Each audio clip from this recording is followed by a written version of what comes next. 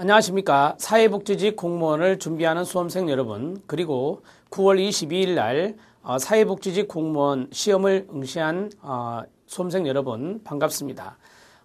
나눔 사회복지 학개론의 김영준 교수입니다. 여러분들이 이번 시험에서 상당히 많이 당황하고 또 어려움을 느꼈을 줄로 믿습니다.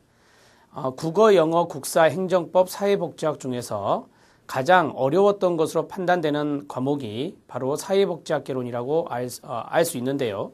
이는 다른 과목의 교수님들과 서로 논의한 끝에 얻어진 결론인데, 이번 시험에서 사회복지학개론이 가장 어려움에 대한 체감도가 높았다, 이렇게 볼 수 있겠습니다. 난이도가 높은 문제가 상당히 많았습니다. 저는 5문제 정도로 생각을 하고 있는데요. 우리가 이전에 이야기했던 그 영역별 문제 수는 우리가 예상했던 대로 나왔습니다. 즉 정책론에서 가장 많이 나왔고, 법제론과 실천론, 기술론, 그리고 지역사회에서는 한 문제, 행정론 한 문제, 조사론 한 문제, 인행사에서는 출제되지 않은 것으로 판단됐습니다. 그리고 기타 분야에서 학교사회복지 실천이 이제까지 쭉 기타 분야로 나왔기 때문에 이러한 부분에 대해서 학습을 하실 필요가 있다. 특히 학교사회복지 실천 모델이 나왔기 때문에 이 부분만큼은 아실 필요가 있다라고 말씀드린 바가 있고, 이번에도 학교사회복지 실천 모델이 나왔습니다. 그런데 이 난이도가 어렵다라고 판단했던 것 중에 몇 가지는 우리가 보지 못했던 학자의 이름이라든지 보지 못했던 내용들이 나왔기 때문에 여러분들이 많이 어려웠을 줄로 믿습니다.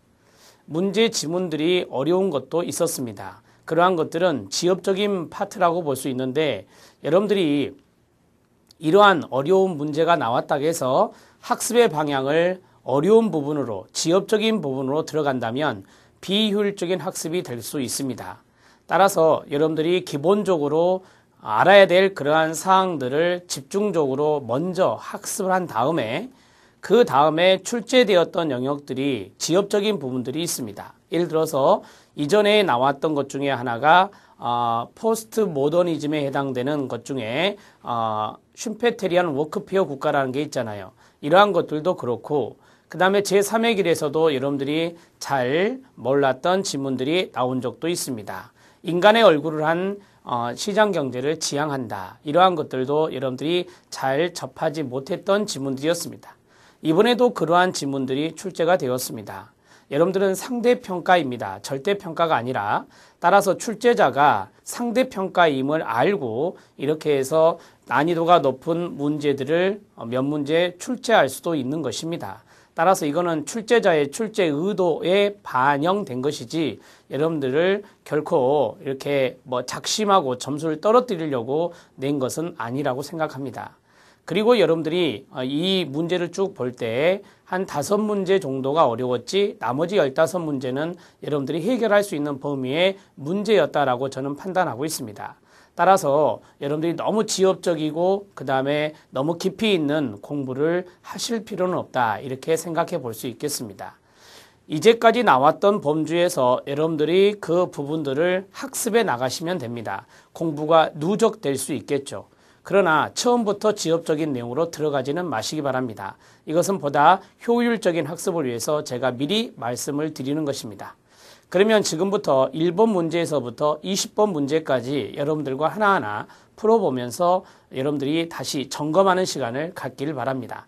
그리고 이것이 올해 합격한 사람은 정말로 축하해 줄 일이지만, 만약에 이번에 공직에 진출이 실패되더라도 여러분들이 낙심하지 말고 또 내년을 위한 준비를 차근차근 해 주시기 바랍니다. 사회복지학개론이 어렵게 나와서 사회복지학개론을 선택하지 말아야 되겠다라고 하는 수험생도 있었습니다. 그러나 그것은 여러분들이 잘못 생각하고 있는 것이라고 말할 수 있습니다. 그 이유를 2가지로 말씀드리면, 난이도가 높다고 하더라도 다른 과목과 함께 원점수로 비교하지 않습니다. 내년부터서는 이 원점수를 반영한 조정된 표준점수로 반영이 되기 때문에, 난이도가 높다고 해서 난이도가 낮은, 만약에 난이도가 낮게 사회가 나왔다, 난이도가 높게 복지학이 나왔다, 그럴 때 복지학이 불리한 입장에 놓여 있지 않습니다. 왜냐하면 표준점수로 산정하기 때문입니다. 그 다음에 두 번째는 여러분들은 사회복지직 공무원을 시험 보고 나서 이제 1차 시험, 2차 시험을 보고 나서 3차 면접을 보게 됩니다.